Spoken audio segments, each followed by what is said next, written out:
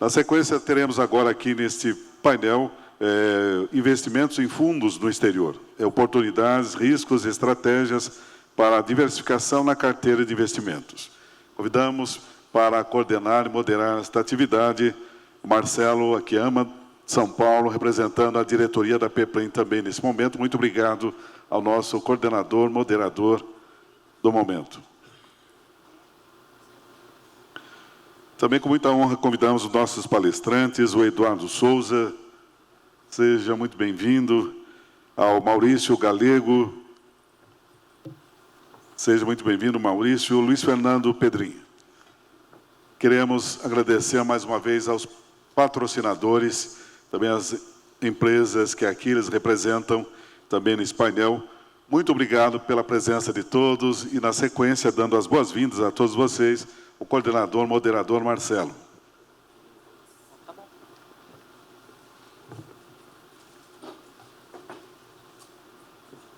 Boa tarde a todos, sejam muito bem-vindos a mais uma palestra do nosso 18º Encontro Jurídico Financeiro, promovido pela APEPREM.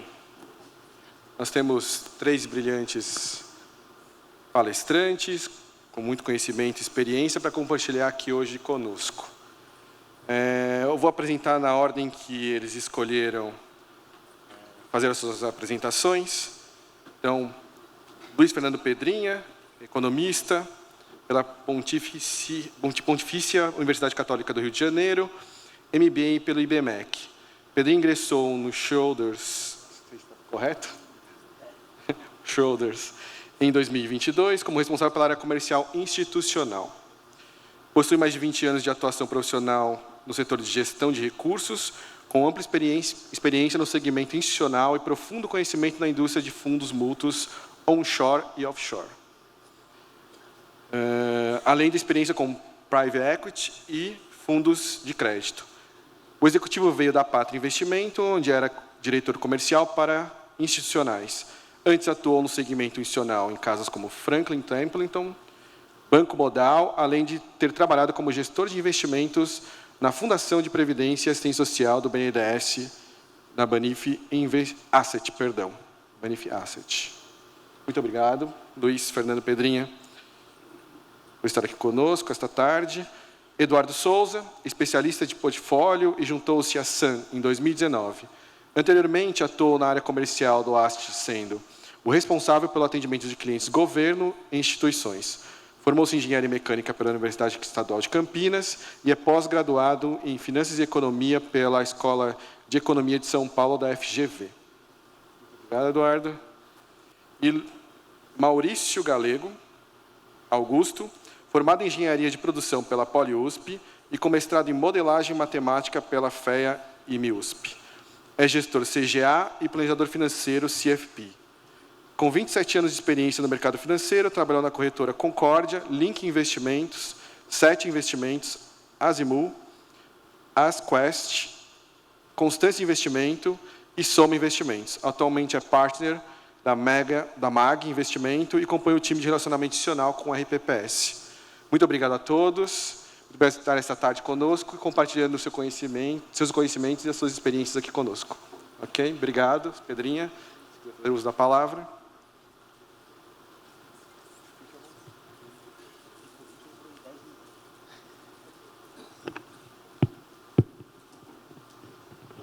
Boa tarde a todos.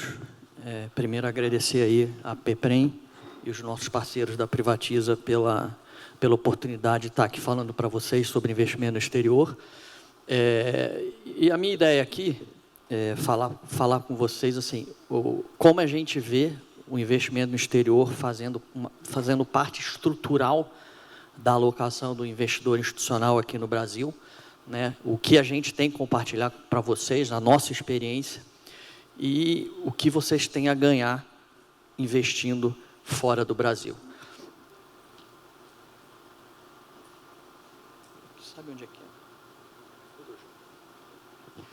é? Bom, então, no básico, né? Por que um investidor institucional deveria investir fora do Brasil?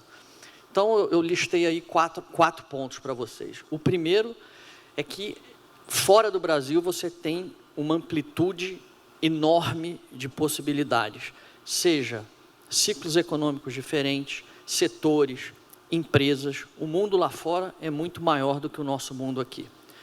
Além disso, você tem acesso a diversos gestores globais, como nós, como a Schroders, que vão trazer para vocês visões e oportunidades diferentes. Mais importante, investir fora te dá proteção para momentos de estresse. Vamos lembrar que 90% do portfólio de vocês é obrigatoriamente alocado no Brasil. E com esses três, a gente chega no objetivo final do portfólio do investidor institucional, que é aqueles 100%, que é você melhorar a relação risco e retorno que você tem de um portfólio alocado lá fora, combinado com um portfólio alocado aqui no Brasil.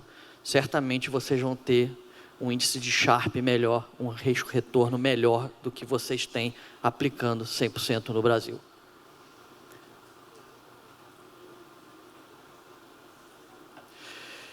E aí eu vou começar a falar pelo onde a gente está hoje, né? O momento atual do mercado no Brasil e o impacto que isso está tendo no mercado internacional.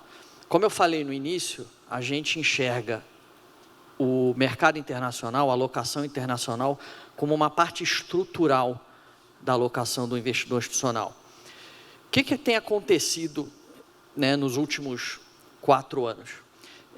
Infelizmente, a gente passa por um período de juro excessivamente alto. E como vocês podem ver aí no slide, isso provocou uma diminuição no risco do portfólio dos investidores institucionais. E até mesmo dos investidores de varejo, né, das pessoas físicas. O que acontece é que o brasileiro acabou ficando viciado em CDI. Né? O brasileiro é viciado em CDI. E isso, de alguma forma, fez com que o investimento no exterior não ganhasse a importância que ele deveria ter ganho nos portfólios dos investidores institucionais. Dito isso, vocês podem ver que o gráfico está lá, né, no all-time high, praticamente, em 15%.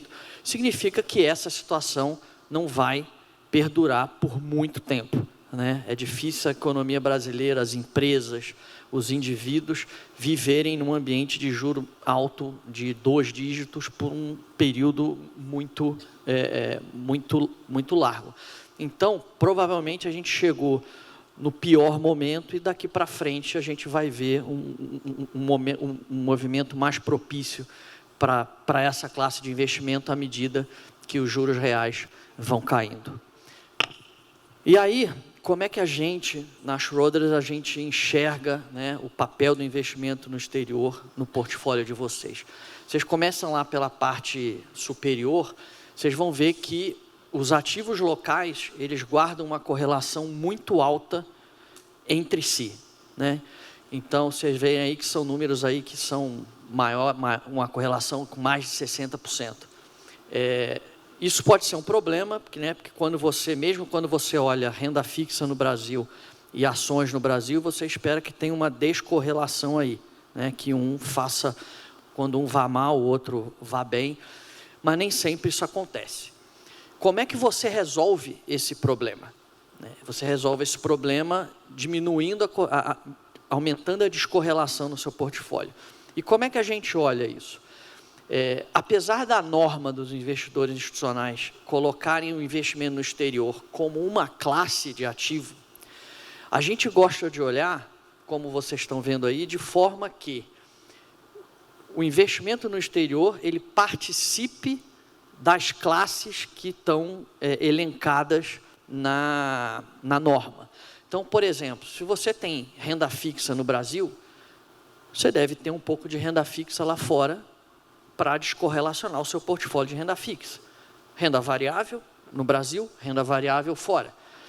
Investimentos estruturados, fundos multimercados no Brasil, multimercados fora e por aí vai. Então, de forma que a gente gosta de olhar isso na vertical. E um outro aspecto do investimento internacional é a parte da exposição cambial, a parte da gestão da moeda, que é importante também, e eu vou abordar isso um pouco mais à frente, essa questão. E como é que a gente pode maximizar? Vamos lembrar que eu acabei de falar, são as classes de ativos, né, cada uma com a sua particularidade. E como é que a gente gosta de olhar esse mercado? Vocês podem ver que ali no começo estão as classes de ativos mais tradicionais, né? Ações globais, crédito global, que os meus colegas aqui de mercado vão abordar depois. E vocês veem nas colunas que a gente tem os principais indicadores, principais benchmarks aqui do mercado, representando as classes de ativo, ações, renda fixa e a parte de multimercado. E vocês podem ver que nas duas primeiras linhas, que são as classes mais tradicionais, você vê o tom mais avermelhado, significa que a correlação ela é maior com esses ativos. E o que a gente gosta de fazer, né? Onde a gente acha que vale a pena o investidor institucional olhar também, é como a gente começa a descer para baixo, a gente começa a sofisticar com estratégias que são mais complexas, porém mais eficientes. Vocês vão ver que começa a ficar menos avermelhado, o que significa que a correlação é menor.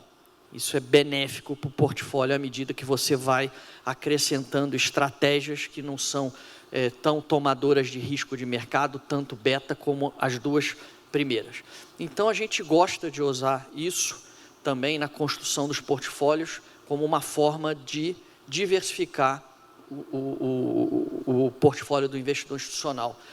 E por que isso é importante? Eu costumo me referir a esse slide como a tabela periódica das classes de ativo.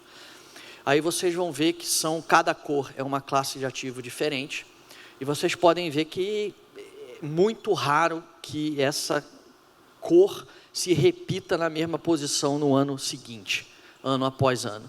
Isso significa que é muito difícil você determinar qual classe, né? Ninguém tem bola de cristal para determinar qual classe de ativo vai ser a melhor classe de ativo no próximo ano, nos próximos 2, 3 anos, enfim. Então, é importante que você tenha um portfólio balanceado entre diversas classes de ativo para que o seu portfólio final tenha uma cara melhor, um retorno melhor. E aí, entrando, né? Por que lá fora, né? Então, vamos começar com o tamanho do mercado, né? O Brasil não representa nem 1% do tamanho do mercado de ações globais e de renda fixa global. A gente está falando de 250 tri, conta um pouco mais de 2,2 tri para o Brasil, né? Você olha em setores, vocês veem ali que estão com o quadrinho em vermelho, a representatividade do Ibovespa contra o MSCI World, que é o principal índice de referência na renda variável. Você vê que em alguns momentos a gente tem uma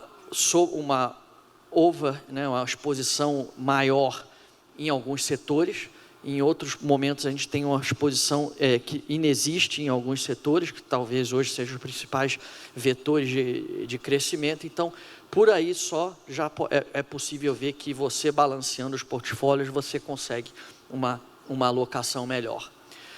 E aí tem um outro fator que ele também acontece hoje no mercado, e ele foi bastante impactado pela questão dos juros que eu coloquei lá na frente no início. Quando vocês olham ali fatores, né, o mercado internacional ele é muito maior e te traz possibilidades de se alocar, de estar alocado em fatores diferentes, né? O que é isso? Aqui no Brasil, fazendo um paralelo com o que a gente tem no mercado de renda variável no Brasil, muito no Brasil se fala das estratégias de ações de valor, das estratégias de ações de dividendo e algumas estratégias de small e mid cap, né, que são as empresas de menor capitalização. Lá fora, no entanto, você tem esses fatores, mas você tem outros fatores que não estão presentes aqui no Brasil. Por exemplo, qualidade, que são as empresas que têm forte balanço, né, que são aquelas que a gente chama de compounders, né, empresas que ano após ano entregam resultado. eventos, né, estratégias e fatores de evento. Então, você tem uma magnitude muito grande para se alocar lá fora. E onde é importante isso? Né? Quando você tem um mercado muito estreito no Brasil, e o mercado ficou mais estreito porque o juro subiu, né, e a participação de renda variável no portfólio, em geral, caiu muito, você acaba que você é refém de poucos fatores para alocar. Então, por mais que você diversifique os seus gestores, a quantidade de gestor, você não está diversificando o fator. E aí acontece, como aconteceu há alguns anos atrás, em que você podia ter 10 gestores no seu portfólio de renda variável local e os 10 caíram igual. Ninguém defendeu ninguém ali. Então, o mercado internacional de ações, ele te propicia essa diversificação. E quando a gente traz isso para o mercado de multimercados também, né, que é outra classe de ativos que vocês investem, a situação é parecida, né? Essa parte que está em vermelho ali, a gente pegou 8 fundos que são fundos grandes no mercado brasileiro, reconhecidos. Listamos ali de 1 a 8, não botamos nome, mas vocês podem ver que ali a correlação deles com o IHFA é bastante alta, né? E provavelmente a correlação entre eles também, né? Onde eu quero chegar nisso? Quando você aplica exclusivamente no mercado local de multimercados, né, que seriam os hedge funds brasileiros, você acaba que acontece a mesma coisa que acontece na renda variável. Você compra 8 gestores, mas no fundo você está levando 4 para casa, porque os outros 4 são iguais, né? Mas aí você também tem uma alternativa, que é usar os hedge funds internacionais, né, os multimercados internacionais, redear esse portfólio para reais, assim você está comparando todo mundo ao CDI, e adicionar isso também no seu portfólio, né? Então, você está trazendo diversificação porque você está acessando outras estratégias que provavelmente os multimercados locais não acessam. Então, você está trazendo diversificação e fontes de alfa diferente para o seu portfólio. E aí, eu peguei como exemplo um portfólio da Schroders, que é a última linha, em que a gente trouxe isso redeado para reais, e você pode ver que está no espectro mais clarinho ali, né, com 0,12 de correlação em relação ao IHFA. Então, compor as duas classes de ativo, o multimercado local com o multimercado internacional, te traz benefícios no portfólio final que você está construindo dentro dessa classe de ativo. E aí, eu me deparo com meus amigos da Privatiza sempre a discussão sobre o câmbio, né? É normal e natural que o investidor institucional tenha esse dilema de é a melhor hora de entrar, não é a melhor hora de entrar.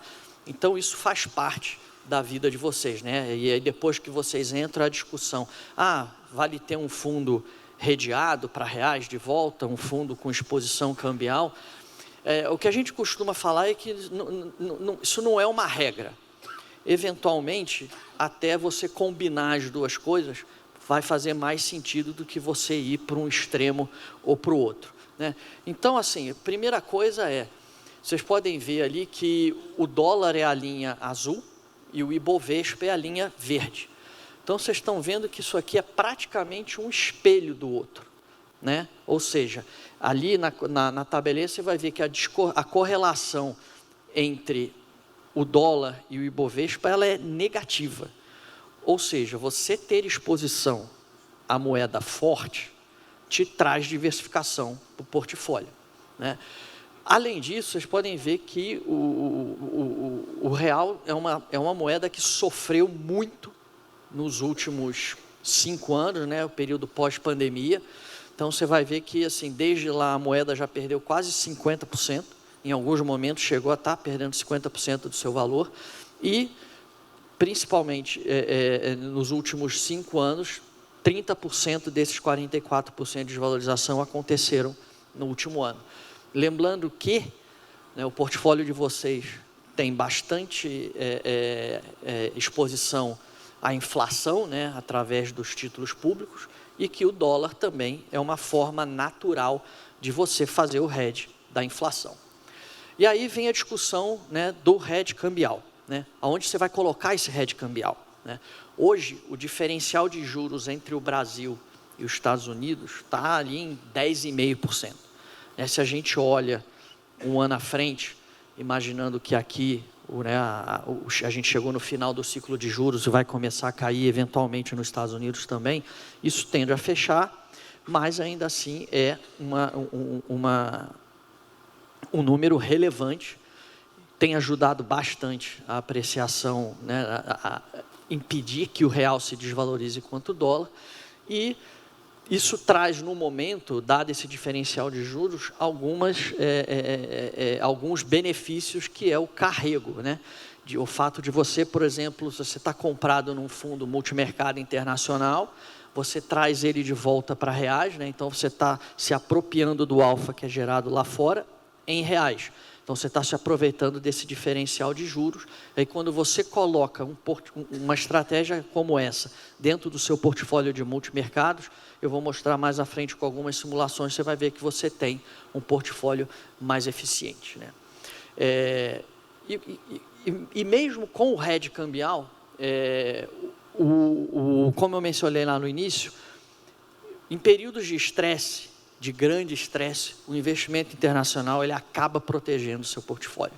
Então, eu coloquei aí alguns eventos que aconteceram no Brasil aí nos últimos 10 anos. Então, a gente teve aí Covid, greve dos caminhoneiros, Joesley Day, por aí vai. Vocês podem ver que as barrinhas em roxo é um proxy dos multimercados internacionais redeados para reais. E a barrinha azul escura é o mercado brasileiro representado pelo Ibovespa. Então, vocês podem ver que todos esses momentos você teve quedas acentuadas do Ibovespa, enquanto que o mercado lá representado pelos multimercados internacionais redeados para reais se manteve positivo. E ainda além disso, se você pega o MSCI World como representante das ações internacionais, também em reais, você vai ver que ele também foi positivo. Então, assim, em momentos de muito estresse no país, investir fora ajuda a proteger o portfólio. E aí, trazendo um pouco mais de informação para vocês, isso aqui a gente listou os 2 piores meses do IHFA, que é aquele índice de hedge fund da Ambima, que representa os multimercados locais, e o HFRI, que é uma espécie de benchmark para os hedge funds internacionais, né, aqueles dentro da jurisdição que vocês podem investir.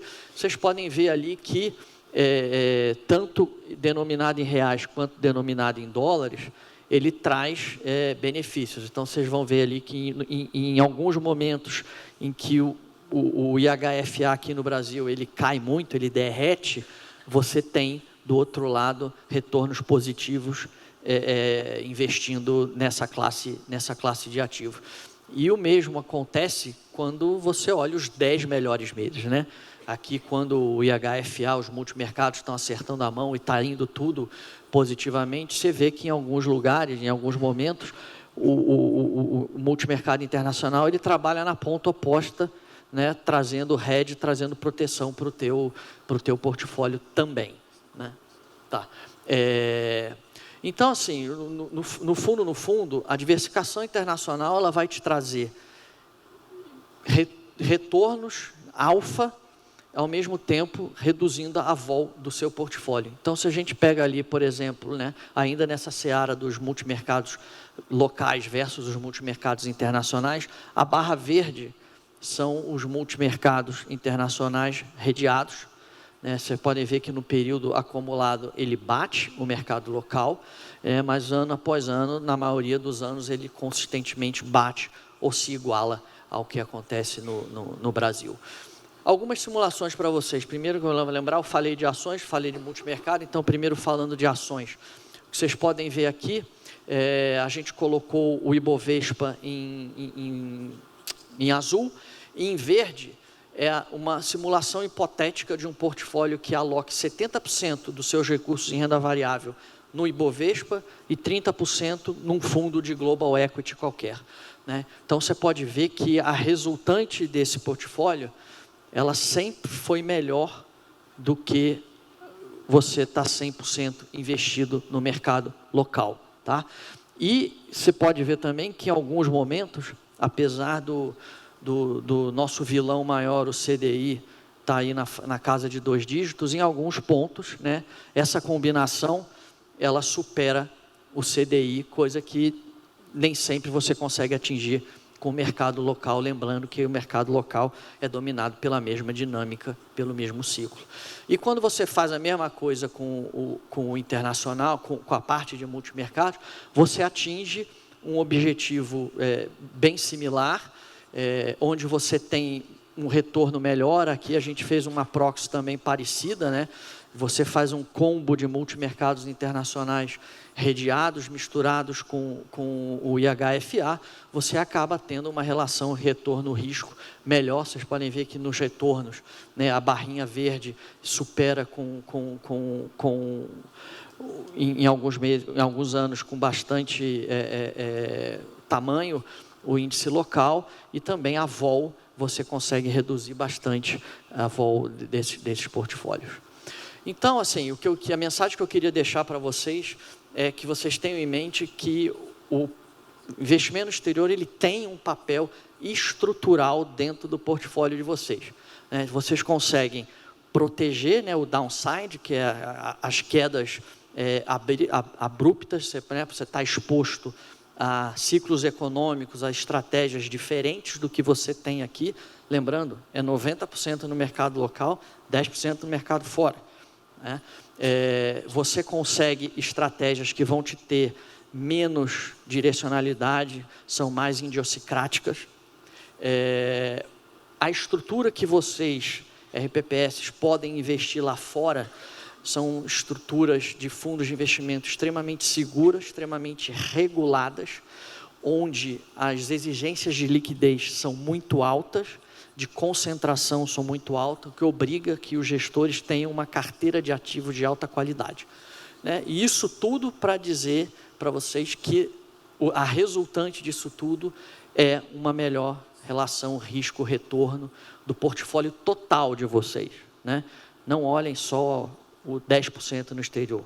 O 10% no exterior, ele deve ser olhado em combinação com os 90% que vocês têm aqui, de forma que a resultante desses 100% seja melhor do que vocês teriam se tivessem 100% alocados no Brasil.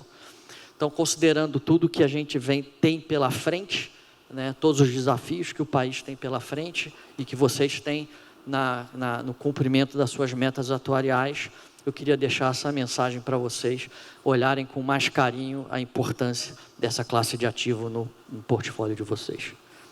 Obrigado, gente. Parabéns, muito obrigado. Parabéns, muito obrigado. Agora teremos a exposição do Eduardo Souza. Olá, boa tarde, pessoal, tudo bem? Vamos lá.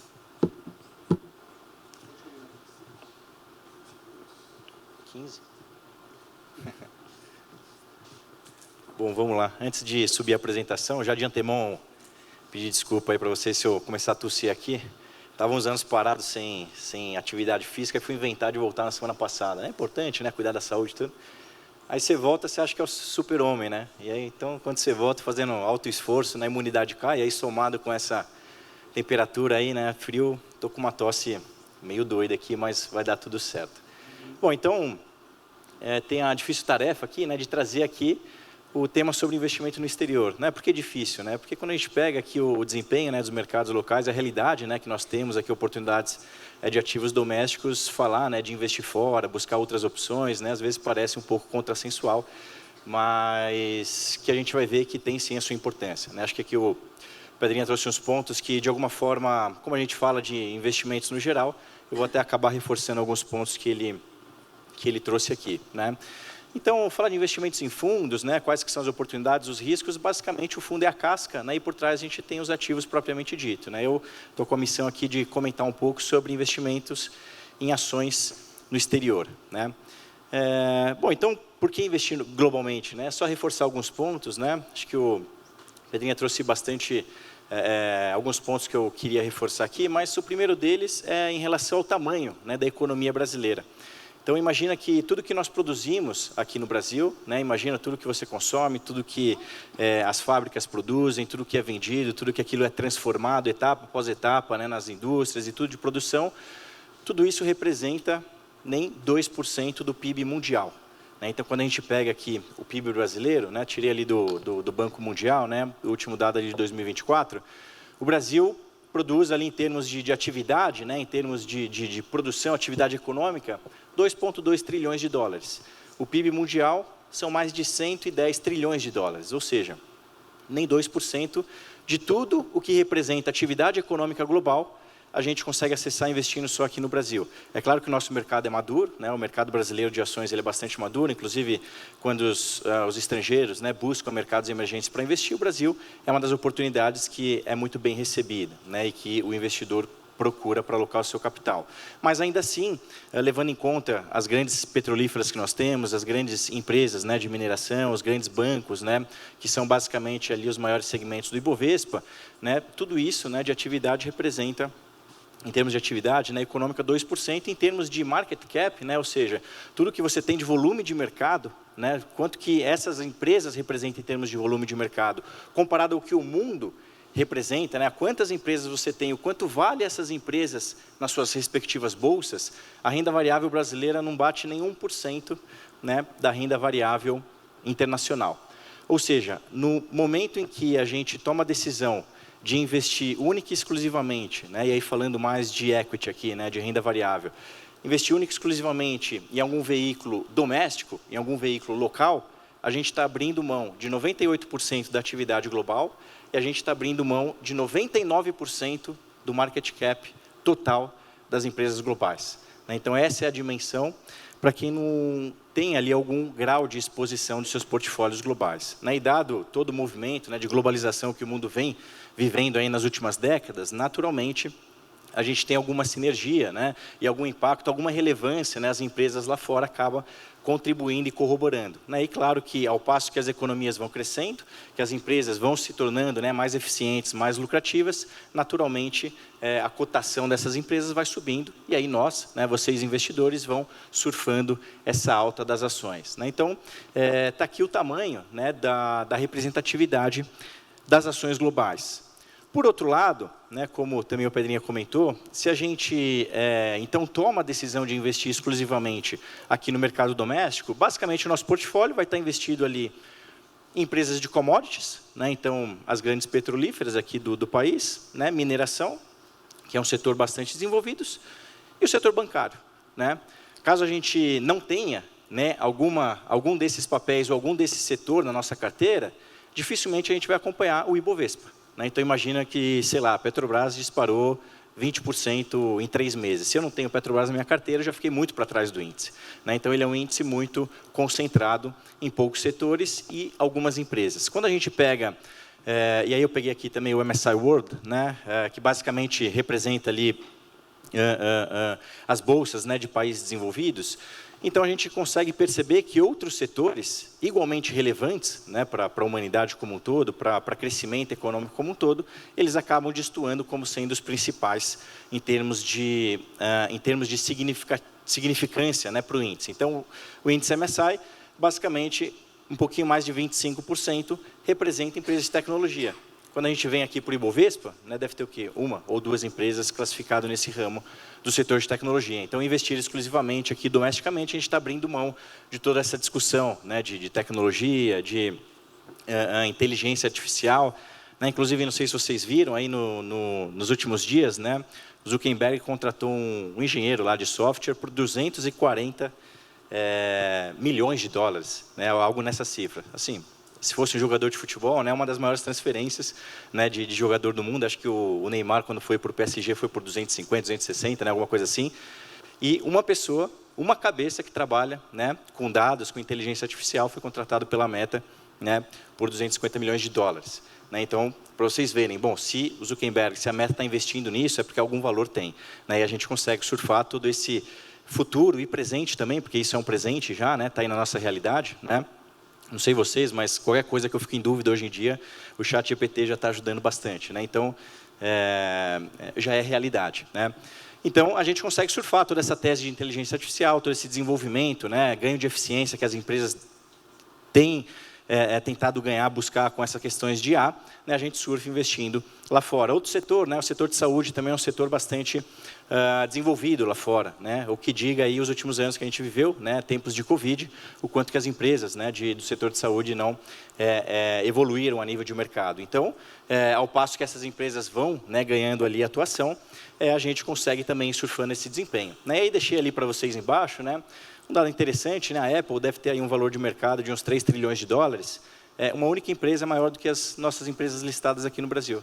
Então, olha só, uma única empresa norte-americana, ela vale mais do que todas as nossas por aqui localmente, né? Então, isso chama bastante atenção. É isso que a gente abre mão ao tomar a decisão aqui de investir exclusivamente no mercado doméstico. E um outro ponto, né, que a Pedrinha também trouxe, em relação à diversificação do portfólio, em relação a ter ativos descorrelacionados, né? Se a gente pega aqui, deixa eu ver, acho que eu peguei o S&P 500. Bom, o MSCI World, cerca de uns 70% é Estados Unidos, então eu já peguei logo o S&P 500 aqui de uma vez, tá? Esse gráfico aqui mostra para a gente, peguei aqui desde 2010, então tem uns 15 anos aqui de histórico. A bolsa, né, norte-americana em dólares rendeu mais de 500%, enquanto nós aqui ficamos em 130% aproximadamente, né? Então lá o ímpeto, né, o desempenho aqui dos ativos globais tiveram uma relevância bastante maior. E não só a nível, né, a nível de retorno, porque uma coisa é você falar em retorno, né? Então está aqui, ó, o fundo rendeu 15% no ano, né, o fundo rendeu 20% no ano e o fundo rendeu 30% no ano, né? 3 alternativas, 15, 20 e 30. Qual fundo a gente escolhe para investir? É claro, Eduardo, de 30, né? Afinal ele entregou mais. Só que o outro lado da moeda é qual é o risco, né, que ali o gestor ou a pessoa, seja quem for que está atrás ali pelas tomadas de decisão, ela correu para você. Porque nesse ano ela te deu 30, ano que vem ela pode te tirar 50. Né? Enquanto o outro que rendeu 15 esse ano, às vezes no ano que vem ele rende 10. Né? E aí no acumulado você ganhou 25 no um, enquanto no outro você ainda perdeu 20. Né? Então, fazer uma análise de relação risco-retorno, naturalmente é fundamental para a gente tomar decisões mais embasadas e ver justamente, né, o Sharpe aqui que o Pedrinha comentou que investir no exterior otimiza ali a relação risco-retorno Sharpe da sua carteira. Né? Então, para falar de risco, plotei também aqui nos últimos 15 anos, né, a volatilidade e também a perda máxima acumulada, ou drawdown, né, é um outro termo aí que o pessoal usa bastante no mercado financeiro, tanto do S&P 500 como também do Ibovespa. Né? Então, pelo gráfico aqui da esquerda, a gente consegue ver a volatilidade que durante todos esses últimos 15 anos, né, a inferência que a gente tem é que a Bolsa norte-americana oscilou menos, inclusive, do que a Bolsa brasileira. Agora, bom, se a gente para pensar esses dois gráficos concatenados, imagina só, o S&P, a Bolsa norte-americana, rendeu mais e, no geral, com uma volatilidade menor, né? Ou seja, a gente tem uma relação risco-retorno boa, né? Então, isso traz, né, esse poder de diversificação e de otimização de portfólio, que é bastante relevante e aquilo que contribui, no final das contas, para a gente formar um portfólio robusto e que seja, né, perene para o longo prazo. Né? A gente tem um gestor, né, lá na Santander Asset, que ele fala, ó, eu não quero estar aqui, né, para contar história só pelo próximo ano ou pelos próximos 2 anos. Então, talvez esse ano você vai encontrar, né, realmente um gestor que performou melhor do que eu. Né? Ou no ano que vem, né, eu posso ter performado melhor do que um outro gestor, mas eu quero estar aqui para contar a história no longo prazo. Né? E eu tenho certeza que vocês, aí, como, né, sendo as pessoas que cuidam, né, dos recursos dos seus institutos, vocês querem que os recursos sejam aí tomados como uma sensação de perenidade. Né? Então, manter ativos que traz essa descorrelação e que melhora, né, a relação risco-retorno da carteira é importante. E aqui também a minha tabela periódica, né, Pedrinha? Então, a gente, e só reforçando o que ele comentou, né, a gente vê que, ao longo dos anos, né, a gente não sabe exatamente qual vai ser o melhor desempenho no ano que vem. Né, o que eu consigo te dizer é que, até o dia 29/7, o IRFM era um dos melhores índices, né, de desempenho do mercado, principalmente pelos meses, né, de janeiro e fevereiro, que foram muito bons de fechamento nas curvas de juros, mas que vem sofrendo aqui nesse último mês. Né? O que a gente pode tirar de conclusão? Né? Então, olha só, o investidor, que aqui eu coloquei 2015, mas se a gente tivesse voltado lá para 2014, 2013, o Ibovespa foi um dos piores investimentos nesses 3 anos, né? 2013, 2014, 2015. E aí, olha só o que aconteceu, né? 2016, 17 e 18, o Ibovespa passa a ser o melhor, né? Só que quem diria, né, naquele ponto, né, em 2015, né? Imagina o investidor que ele começou a investir em 2013 no Ibovespa, ao final de 2015, qual que era a sensação dele? Uma sensação péssima, né? 3 anos consecutivos de retorno negativo, né? Ou seja, eu vou sair disso daqui porque isso aqui não funciona. E aí ele decide sair, né? E aí o que aconteceu nos 3 anos seguintes que ele saiu? O Ibovespa foi o melhor, ou pelo menos um dos melhores, né? Só coloquei alguns índices aqui do mercado, né? Então, eu reforço também a mensagem aqui, né, de alocação estrutural, porque a gente simplesmente não sabe o que vai acontecer, nem amanhã, nem daqui a um mês, muito menos daqui 5 ou 10 anos. Né? E, bom, aí a gente chega num ponto, né, que, e aí por isso que eu disse, né, uma difícil tarefa de falar sobre investimentos aqui de ações globais. Por quê? Porque a gente está, e não é raro, né, a gente observar aí o S&P, ou seja, o índice, né, de ações norte-americanos que for, renovar as máximas históricas, né? Inclusive, a gente fechou o primeiro semestre aqui de 2025 com o S&P 500 renovando máxima histórica. Né? Então, eu falei, bom, como que eu vou tentar, né, dizer, né, que faz sentido você ter uma alocação estrutural em bolsa lá fora? E aí eu coloquei o S&P aqui só porque ele, enfim, é o mercado, é a bolsa, né? São as ações mais relevantes e representativas do mundo como um todo. Como que eu vou fazer isso? Então, eu vou voltar muitas décadas atrás, né? Eu vou ter que fazer algum estudo, vou ter que ver como que a bolsa norte-americana, ou seja o índice de ações globais, seja ele qual for, se comportaram em momentos pós-altas históricas. Né? E aí, qual que é o prazo que eu pego? Bom, se eu pegar 5 anos, vão dizer que os números estão tão sujos ali por questão de Covid, por questão de inflação alta e juros altos. Se eu pego desde 2010, bom, pós ali crise 2008, enfim. Então, eu falei, quer saber, eu vou pegar o máximo que eu conseguir. Eu entrei lá na Bloomberg, puxei um histórico máximo que ela conseguiu e peguei aqui desde a década de 50. Né? Bom, desde a década de 50, a gente tem governo democrata, governo republicano, a gente tem uma série de crises que aconteceram. Né? Então, a gente teve lá o choque do petróleo, né? Então, os países produtores de petróleo, lá na década de 73, 74, né, optaram por reduzir as produções, porque acho que, se não me engano, né, nunca fui um bom aluno em história, né, mas os Estados Unidos estava do lado ali de Israel na guerra de Yom Kippur, né, então ele falou, bom, os Estados Unidos está do lado, então eu vou reduzir aqui a minha produção de petróleo. A gente teve um choque de petróleo, a bolsa entre janeiro ali de 73 e outubro de 74 caiu quase 50%. Né? Por esse gráfico parece imperceptível, porque o S&P ali na década de 50 estava em 16 pontos. Né, hoje já está mais de 6.200 e lá vai porrada. Então, não parece, né, que caiu, mas caiu ali quase 50%. Depois veio ali o Black Monday, né, o crash de 87, a bolha.com, crise de 2008, Covid e inflação. Enfim, coloquei aqui alguns dos mais representativos. Né? Então, veja, durante esses 75 anos, digamos aí, o S&P renovou nada mais, nada menos do que 1.470 vezes as suas máximas históricas. E é um pouco de tabu falar, né? Vou investir na máxima histórica, né? Tá caro, tá caro.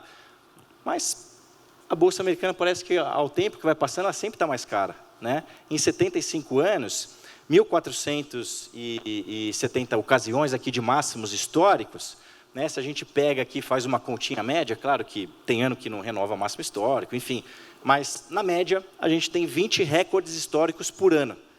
Né? Pegando esses 1.400, dividindo por 75, dá mais ou menos isso. Né? Ou seja, mais de um recorde por mês, na média, claro. Né? Então, assim, não é raro nós, como investidores, observarmos máximas históricas das bolsas globais do S&P. Né? Então, isso não pode ser um impeditivo para a gente investir. Mas é claro que, depois de atingir um máximo histórico, a gente fica esperando o melhor momento de correção. Né? E será que ele vem? O que eu pude concluir, né, fazendo esse estudo aí nesses últimos dias, é que, em termos de retorno, tanto faz você investir num dia de máximo histórico, como você investir em um outro dia qualquer, nesses últimos 75 anos. O retorno que o investidor teve, depois de 1 ano, 3 anos e 5 anos, de cada ponto de máximo histórico, na média foi a mesma. Então, investir agora? Bom, invista. Né? Faz sentido. Né? E tem um ponto importante, né, que talvez mais importante do que o retorno, que é o quê? Em relação ao risco de ruína de eu investir. Né? Então, eu falo, Eduardo, não estou convencido ainda disso que você comentou, né, o meu grande ponto, até como gestor aqui dos recursos, né, do Instituto, tenho que prestar ali contas também se o investimento, né, for mal. Então, tem o maior risco é o quê? A gente colocar o nosso dinheiro e ter a ruína daquele recurso, né? Aí eu falei, bom, vamos estudar então como que foi a ruína, né, do S&P 500 depois de momentos de máximos históricos. Então, aqui o que eu fiz? Eu peguei só esses 1.470 máximos históricos. Eu fiz um quadrinho. Eu coloquei ali na primeira coluna, queda, primeira tabela, né? Queda superior a menos 10, menos 20, menos 30 e menos 50%. Então, na média, nos máximos históricos, depois de 1 ano, depois de 3 anos e depois de 5 anos, quantas vezes o S&P 500 estava caindo mais do que 10, 20, 30, 40 e 50%. Tá? Então, só dando um exemplo aqui, para ficar mais claro. Então, olha só. Dessas 1.470 vezes que o S&P atingiu máximas históricas, depois de 1 ano, apenas em 10% das vezes, ele estava tendo queda superior a 10%. Ou seja, menos 11%, menos 12%, menor, né, maior, né, uma queda superior a menos 10%. Bom, qual que é o risco de ruína aqui? Bom, uma queda de 40%, 50%, isso impacta bem o portfólio, né? Por mais que seja 10% de alocação, ainda assim, né, 10%, 50% de perda é bastante coisa, né? Olha só que interessante, em nenhuma ocasião, talvez alguma, né, depois da vírgula ali, talvez tenha alguma casa decimal, mas olha só, quedas superiores, né, a 40%, 50% depois dos máximos históricos em 1, 3 e 5 anos, não aconteceu nesses últimos 75 anos, né? Em contrapartida, vamos estudar as altas também, né? Afinal, a gente não quer só falar de coisa ruim, né? A gente está querendo ganhar dinheiro, essa que é a ideia. Então, dessas 1.470 máximas históricas, depois de 1, 3 e 5 anos, qual foi o percentual das vezes que o S&P 500 estava subindo mais do que 10, 20, 30 e 50%? Olha só o último dado ali, ó. Depois de 5 anos, em 48% dessas últimas máximas históricas, 75 anos, o S&P 500 estava subindo mais do que 50%. Né? Quase metade, probabilidade, metade das ocasiões, depois de 5 anos, mesmo das máximas históricas, o S&P estava subindo mais do que 50%. Bom, se a gente der sorte de cair num cenário desse, daqui 5 anos a gente estiver contando a mesma história, aí você fala, bom, Eduardo, são 50% para 5 anos, são 10% ao ano, não é muita coisa. Bom, 10% em dólar, né? Ganhar 10% de retorno em dólar, bom, vai muito bem, né? Vai muito bem. E aí, só para finalizar aqui, pessoal, a minha parte aqui, e tentar trazer alguns pontos que a minha ideia aqui é só trazer algumas informações, né? Claro que sempre aquele disclaimer, né, que a gente precisa dar, né? O que acontece no passado não tem garantia nenhuma que vai acontecer no futuro, né? Aí daqui a pouco, daqui 5 anos, a gente fala, puxa, o Eduardo falou lá, não aconteceu nada do que ele falou. Sim, como a gente não sabe o que vai acontecer no futuro, a única coisa que nos cabe é, às vezes, estudar o que aconteceu, pelo menos, no passado. E só 2 pontos adicionais, eu já finalizo. Primeiro ponto, com um exemplo aqui muito simples, tá? Um exemplo bem didático aqui mesmo, né? Eu quis trazer basicamente 2 carteiras. Então, a carteira C1, né, que eu coloquei a composição dela ali, né? Então, 45% em CDI, poxa, CDI a 14,90 ao ano, vai muito bem, né? IMAB, né, a gente sabe que a meta de vocês, de alguma forma, está atrelado ali à inflação, então, IMAB tentando representar um pouco disso. E aí, a carteira C1, o investidor opta, né, por investir apenas na bolsa local, e a carteira C2, o investidor tira 10% do Ibovespa e coloca 10% em S&P 500. Tá? Olha o que a gente tem, né, numa matriz aqui de relação risco-retorno. A carteira C2, que é aquela que tem 10% em S&P, ela teve maior retorno com menor risco nesses últimos 5 anos. Né? Só colocando ali os 10%, mantendo a parcela em caixa em IMAB inalterados. Tá? Então, a gente vê realmente esses pontos, né, de otimização da carteira. E aí tem um ponto que eu já fecho, né, com esse ponto, e a última slide aqui da apresentação, que é o seguinte, né, e só para reforçar aquela mensagem de alocação estrutural. Né? Como a gente simplesmente não sabe o que vai acontecer no dia de amanhã, né, o que vão ser essas tarifas, né, todo mundo fala-se ainda, né, bastante das tarifas, né, os Estados Unidos está desacelerando, é um rotation global que está acontecendo, né? Investidores estão saindo dos Estados Unidos, buscando a Europa, buscando o Brasil, e a gente vê mês passado o que ia acontecendo, né? O que aconteceu em julho. O dólar se fortalece, o S&P sobe mais de 2%, né? Enquanto aqui a curva de juros, alguns vértices ali subindo 0,4%, 0,5%, né, as nossas alocações de renda fixa indo mal, o real perdendo valor em relação ao dólar e a bolsa caindo mais de 4%. Então, isso mostra que apostar, né, às vezes, contra os Estados Unidos é uma decisão muito difícil. Né? E dado que Estados Unidos e o mundo como um todo, né, aqui só pegando os Estados Unidos como exemplo, e dado que a gente não sabe o que vai acontecer, né, futuramente, olha só, três investidores. Um investidor que... Aí aqui eu peguei os últimos 5 anos. Né, então, a gente olhou 75 anos, a gente falou ali em gráficos de vol, né, do Ibovespa desde 2010. Então, fui tentando pegar um pouco de várias janelas aqui, só para não ficar focado em uma apenas. Né. Então, aqui eu peguei desde ali de 2019, pegando um pouco do cenário da pandemia. Tá? Falando agora um pouco mais de curto prazo. O investidor que ficou alocado em S&P 500 nesses últimos 5 anos, aí, 5, 6 anos, 92% de retorno. O investidor que ele ficou alocado, mas ele perdeu os 5 melhores dias de performance, olha o que eu estou falando, 5, 6 anos, né? Quantos pregões não tem? O investidor que perdeu os 5 melhores dias do S&P, o retorno dele foi de 29%. De 92%, por ele ter perdido 5 melhores dias, caiu para 28%. E o investidor que perdeu os 10 melhores dias, ficou no 0 a 0. Agora eu pergunto, quais que vão ser esses melhores dias? Não faço a mínima ideia. Então, daí a ideia de manter essa alocação estrutural. É bem verdade que eu estou olhando só o lado dos ganhos. Né? Se o investidor tivesse também ficado fora dos 5 e 10 piores dias, o retorno dele teria sido melhor. Tá? Não quero deixar aqui a minha fala enviesada. Mas também para esse caso, né, quais serão os piores dias, os 5, 10 piores dias do S&P, do MSCI World daqui 5, 10 anos? Eu não faço a mínima ideia. Mas a ideia de manter a alocação estruturalmente alocada, né, em ações no exterior parece fazer bastante sentido quando a gente leva em conta um portfólio, uma visão de portfólio e não exclusivamente uma classe de ativos. Tá bom? Obrigado, pessoal.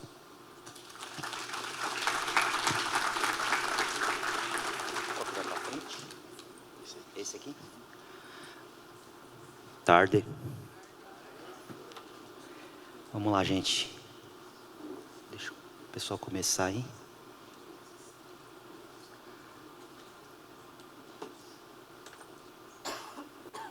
Aí. Bom, vamos lá. Bom, agradecer primeiro os 2 colegas aqui, que explicaram super bem. Passaram o recado, acho que o recado é esse mesmo, de diversificação, de portfólio, de carteira, dentro da regra de vocês. Né? Então, a gente está falando do artigo 9º, parágrafo 2º, né, da resolução, investimento no exterior. E aí, dentro disso, a gente tem vários tipos de estratégias. Né? E muito se falou, o Pedrinha falou sobre fundos multimercados, o Edu falou sobre renda variável, e assim, a gente acabou, mesmo sem se falar, fazendo algo complementar, porque eu vou falar de renda fixa no exterior. Minha apresentação é super simples, eu quero passar só o recado para vocês. Vou colocar um exemplo prático de um produto, não vou falar de produto, mas a gente combina de não falar de produto aqui, mas a gente vai fazer um exemplo prático do que é uma renda fixa no exterior para passar para vocês essa mensagem e o que é.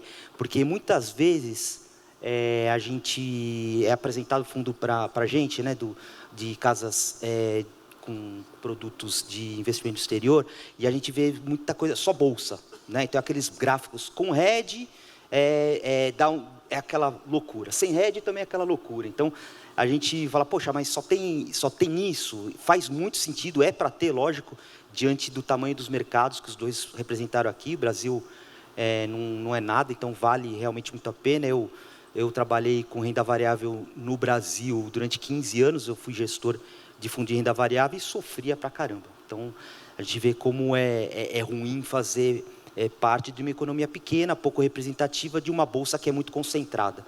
Né? O Ibovespa hoje, se a gente pegar Petro, Vale e bancos, a gente está falando de 50% do Ibovespa. Então, é muito ruim, a gente não consegue não diversificar.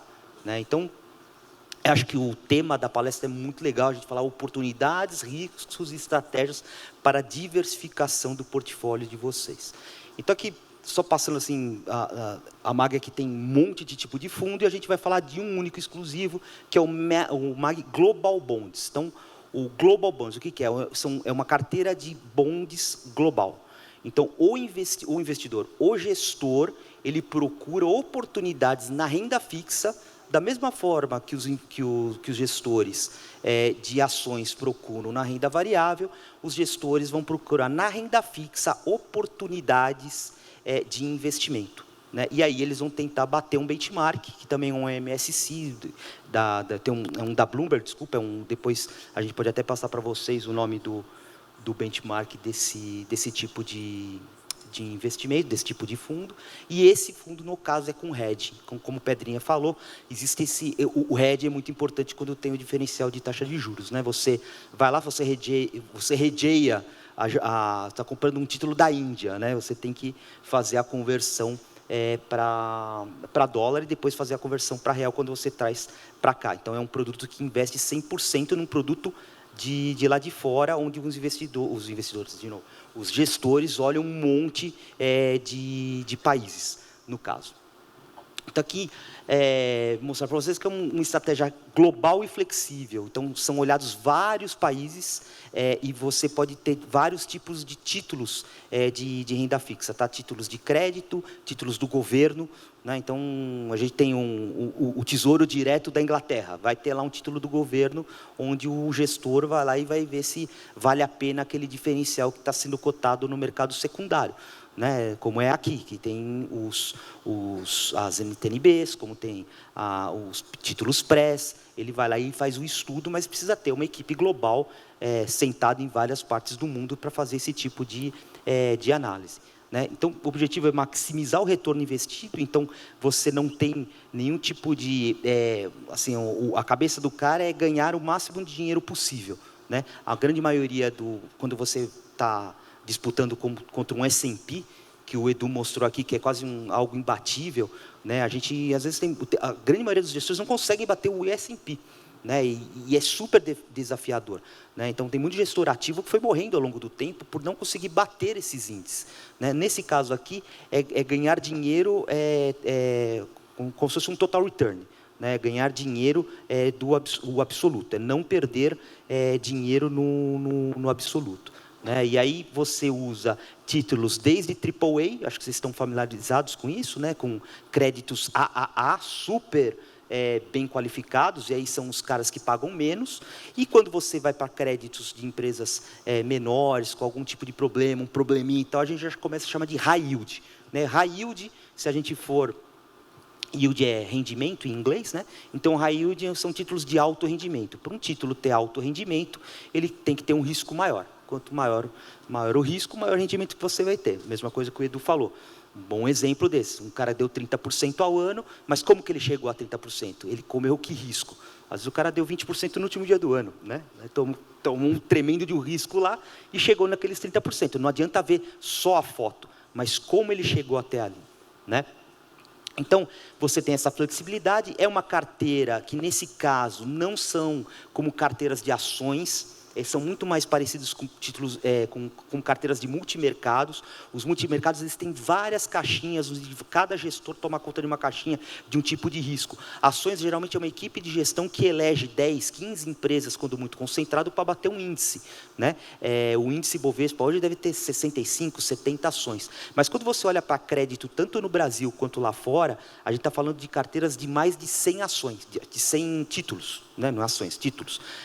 Então, tanto títulos públicos como privados. Então, tem 120, 130, 140 apostas. Então, são pequenas apostas onde você tem, às vezes, menos de 1% do portfólio em diversos tipos de títulos. Por que isso é feito? Porque, principalmente por conta de default. Default assim, acontece um problema como lojas americanas, né? Todo mundo deve ter, quem está mais de 2, 3 anos no mercado, viu o que aconteceu com lojas americanas, né? Os fundos que tinham muitas lojas americanas tinham 2%, né? Porque quando um título dá default, esse título é marcado a 30% do valor de face, a 40% do valor de face. Então, imagine um portfólio que tenha 2% de lojas americanas e aquele título sofre um default, né, um perigo de default, ou seja, o crédito dela pior de uma hora para outra, porque a empresa aconteceu algum evento, aqueles 2% pode virar 0,80 na carteira no dia seguinte. Então, 1,20 cai no dia. Para uma carteira de renda fixa, isso é um desastre. Você demora 1 ano e meio para recuperar, né, para chegar no 0 a 0. Quem aplicou exatamente um dia antes de um evento como um de lojas americanas pode demorar, às vezes, 1 ano e meio, 2 anos para recuperar a curva do CDI. Né? Então, você não vai perder dinheiro no ano, não vai perder dinheiro ao longo de 2 ou 3 meses, mas naquele dia você perdeu 1,2%. Né? Então, são perdas menores que a renda variável, lógico, mas o teu benchmark é o CDI, que não cai nunca, né? E que hoje está 15% ao ano. Nesse caso aqui, é uma carteira de 90 a 150 títulos. Tudo depende da convicção do gestor, aonde ele está alocando e tudo mais. E tem um objetivo aqui de ser no primeiro quartil do PIR dele em 36 meses. Não sei se vocês estão familiarizados com isso, mas o que é primeiro quartil? É pegar toda uma família ou como que eu vou dizer, um grupo de produtos e dividir em 4, né, por ordem de desempenho. Primeiro quartil está no grupo dos 25 melhores, 25% melhores. Então, praticamente isso que é uma expressão de mercado que a gente usa bastante. Vamos lá? Então, investimento somente em renda fixa, amplas oportunidades de investimento em títulos do governo. Então, são estudados vários países, vários títulos do governo, de renda fixa de governo, títulos corporativos, e aí, investment grades, títulos de mercados emergentes e high yield. Né? O mercado emergente, por si só, já é meio considerado high yield, né? Porque você pega um título no Brasil, de qualquer empresa aí, no exterior, um título da Petrobras, ou da Vale, ou do Itaú, que é melhor banco melhor balanço de banco do Brasil, paga dólar mais 7, dólar mais 8 lá fora. Então, já é um título de high yield para um produto, uma estratégia como essa de renda fixa global. Tá? Flexibilidade para explorar diversos segmentos de mercados, da mesma forma que eles falaram. A gente aqui, às vezes, está muito concentrado e não reflete a economia como um todo. Empresas de tecnologia, né, não tem na Bolsa, lá fora tem. Então, a gente consegue acessar muitos mais setores com o mercado global e olhando para outros países do que ficar olhando só para dentro do Brasil. Exposição ativa e dinâmica, e isso é legal de vocês entenderem. Isso é feito muito até nos fundos aqui de renda fixa, a gente chama de renda fixa ativo. Né? O gestor ele fica tentando, conforme o cenário vai mudando, ele tenta alongar ou encurtar a carteira, ou seja, quando as coisas pioram, vocês veem que as NTNBs longas, elas abrem, né? Elas pagam mais. Então, vai lá, IPCA mais 6, IPCA mais 7, IPCA mais 8. Por quê? Porque pior, quanto mais longa ela está, mais risco você está correndo. Né? E aí, o mercado começa a melhorar, o que o gestor pensa? Eu vou na longa, que ela vai fechar mais, eu vou ganhar mais dinheiro, né? Por causa da maturidade do papel. E aí tem um termo de convexidade que a gente não vai entrar no papo aqui. Mas, enfim, quanto mais longo o título, mais risco você tá sofrendo por conta do tempo, mesmo que tenha o mesmo emissor. Então, o título do governo, no caso o Brasil, você vai correr muito mais risco comprando uma NTNB 2060, 2065, do que comprando uma 2030, 2035, por conta do tempo. E o gestor na alocação ativa, tentando encurtar e tentando alongar, ele vai correr esse risco. Né? E aí ele pode errar ou pode acertar. Né? Não é sempre que ele consegue acertar os movimentos de mercado. E a mesma coisa quando ele sai de um título do governo, que tem pouquíssimo risco, sei lá, um título do governo da Inglaterra, né? da família britânica lá, pô, qual que é o risco de um cara desse quebrar, de uma economia dessa quebrar? Quase nada, mas você sai desse tipo de... o mercado está estressado, eu vou correndo para esse tipo de título. Vou para o Tesouro Nacional dos países. Começar a melhorar, você vai para empresas corporativas. Melhora mais ainda, vamos para o high yield. Então, é esse jogo que vai sendo feito. Alongar e encurtar a curva e ir trocando o tipo de título dentro do portfólio para tentar pegar o mercado melhorando ou piorando. Tá? Então, isso é a conclusão disso, essa combinação de beta, taxa de juros e crédito, e múltiplas fontes de geração de alfa. O processo de investimento é bem simples, né? Eu acho que qualquer gestor tem isso, né? Avaliação de mercado, no caso global, perspectiva de mercado. Então, você olha o cenário macro, constrói o portfólio em múltiplas fontes de alfa, em vários tipos de papéis, aqueles 90 a 150, e vai monitorando, né? Vai revisando toda hora, vai trocando. Então, é uma carteira bastante ativa, uma estratégia bastante ativa, né? Como eu falei para vocês aqui, o asset allocation, onde vai ser colocado, duration, que é o quanto você vai alongar ou encurtar, como eu já estava falando para vocês, setores, qual é o setor que vai crescer mais, o Pedrinha falou muito bem dos fatores de risco, né, que tem empresas de momento, empresas de qualidade, empresas de valor, empresas que dão mais dividendos, quer dizer, você tem fatores de risco aí para você combinar setores, os riscos de crédito, posicionamento na curva, seleção ativa e cuidadosa.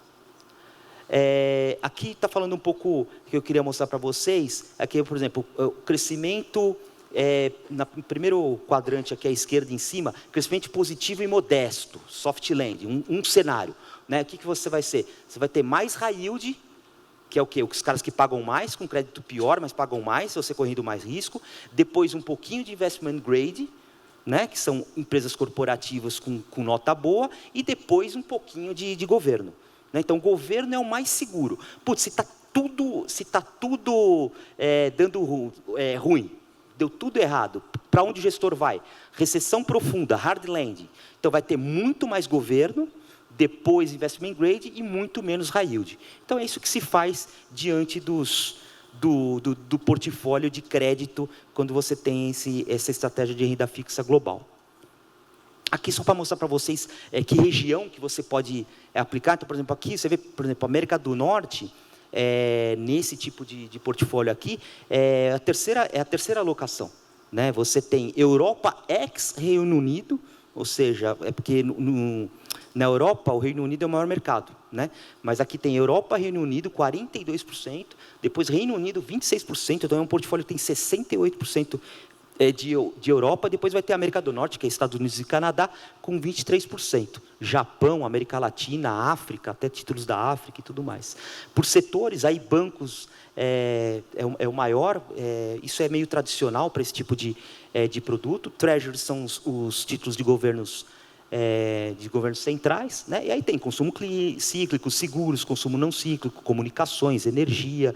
Então, você acaba pegando todo o tipo de setor da economia. E aí os rating de créditos aqui, que eu não vou entrar no mérito do que é o que aqui, mas quanto mais A tem, menos risco tem, né?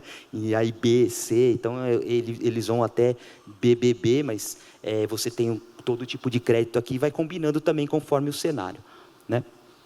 Aqui também, ó, o que tem de crédito, que tem de títulos de governo e caixa, distribuição geográfica, e aí divide-se. O que é título do governo? De título do governo tem Reino Unido, Europa, Estados Unidos, Nova Zelândia e Emerging Markets. Né? No caso de título do governo em Emerging Markets, é 0. Então, aqui tem 0 título do Brasil, por exemplo. É uma carteira que diversifica totalmente o que vocês têm com o título público brasileiro. Na parte de crédito, você tem alguma coisa de emerging markets. Tem que abrir a carteira para ver, mas pode ter lá um título do Itaú, por exemplo. Né? Um título do Itaú pagando em dólar redeado. Né? E aí o total. E, por fim, mostrar para vocês o desempenho.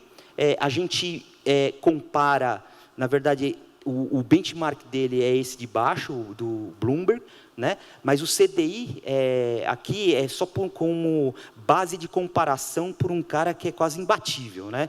Então, é um cara que está dando 15% ao ano agora, então é muito difícil fazer vocês tirarem a cabeça desse tipo de investimento, né, batendo meta e quase mês pagando tudo. Eu enchi de título do governo, agora o que eu vou fazer? Me mostra a renda fixa. Né? Renda fixa Brasil, vocês querem alguma coisa que dê 100, 101, 102% do CDI, e não querem ver mais nada nesse momento. Então, mostrar para vocês que existe isso é momentâneo, isso não perdura, não é para sempre, vocês precisam estar diversificando sempre, né? E nesse caso aqui, o resultado nos últimos 24 meses é muito interessante.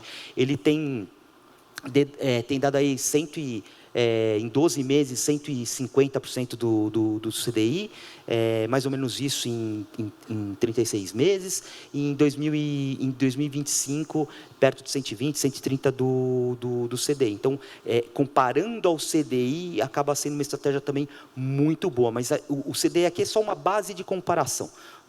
Na verdade, o que a gente vem passar aqui como recado para vocês é quase a obrigatoriedade de se diversificar o portfólio de vocês dentro do artigo 9º que vocês têm na resolução. Tá bom? Estamos à disposição aí. Obrigado, gente.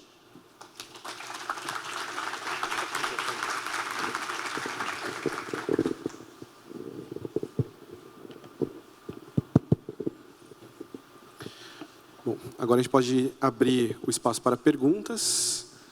Se alguém ficou com alguma dúvida, ou quiser saber um pouco mais, né, sobre algum item.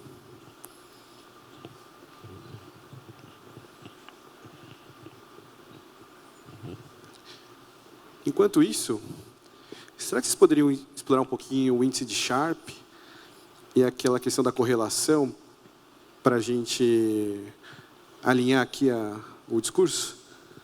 Acho que foi o índice de Sharpe. O que seria o índice de Sharpe? Você chegou a comentar. Não precisa ser nada acadêmico. Não, é só porque o Maurício comentou agora, os retornos não são iguais, nem todos os retornos são iguais, né? São diferentes formas de você gerar alfa. Então, o índice de Sharpe ele vai te dar uma medida de quanto risco, né, a unidade de risco que você toma pelo retorno adicional que você vai gerar. Então, uma razão, então, no limite, quanto maior for esse índice, melhor é. Né? Significa que você usa o seu orçamento de risco de forma eficiente vis-à-vis o retorno que esse teu portfólio tá te gerando. E a questão acho que falou correlação, né? Isso, com a correlação. Assim, tudo que a gente quer num portfólio de investimento é que ele apresente um nível de descorrelação interessante. A gente falou aqui repetidamente que ninguém tem bola de cristal, a gente não consegue antever o que vai acontecer, né? Está fora do nosso controle. Então, uma vez que você tem um portfólio balanceado, diferentes classes de ativos, diferentes geografias, diferentes estratégias, pode ser que você alcance uma relação interessante, uma descorrelação interessante. Então, de forma bem simples, né? O que aconteceu ano passado? Ano passado foi um ano muito difícil para os ativos domésticos, né? Você teve uma abertura na curva de juros. Então, aqueles investidores institucionais que não tinham a classe de investimento no exterior, eles só sofreram. Por outro lado, o investidor institucional que tinha os 10% alocado fora, a parte alocada fora deu um excepcional resultado, né, e contrabalançou as perdas que ele teve aqui no Brasil. Então, isso é um pouco da descorrelação, o que você busca com esse investimento fora do Brasil, né? E o contrário, né, e a gente viu isso um pouco no início desse ano, né, quando a gente teve lá o Liberation Day e tal, que os mercados lá fora sofreram um pouco, e aqui você tinha o mercado fechando, é justamente o contrário, né? Você tinha o mercado lá fora sofrendo um pouco e o mercado aqui subindo. Então, lembrando o que eu falei, 90% obrigatoriamente no Brasil, no máximo 10% fora. Então, a ideia é que se em algum momento, né, os ativos locais estão indo mais, você tem 10% fora para fazer o offset disso. E o dia que o investimento lá fora não estiver indo tão bem, pode ser que aqui os seus 90% tenham te dado resultado. Então, essa é a ideia. Você não quer que o seu portfólio ande, né, 100%, né, 1 para 1 com o que acontece no mercado local, né? Você quer descorrelacionar o seu portfólio. Perfeito. Alguém gostaria de fazer alguma pergunta? Então, podemos encerrar a nossa apresentação. Muito obrigado a todos por estarem aqui, dedicarem um pouco do seu tempo, né, e compartilhar com a gente as experiências, né, e o seu conhecimento, que é muito importante para nós aqui nos RBPS, né? Então, às vezes, pode ser que isso não esteja acontecendo, mas são momentos como esse que fazem, na verdade, o mindset de todo mundo poder ter uma mudança, né? Então, ter um desconforto, né, para buscar mais informação e, de repente, sair do mercado interno só. E fazer a descorrelação entre tudo que nós investimos, que seja influenciado pelo mercado interno. Muito obrigado, viu, gente? Obrigado mesmo.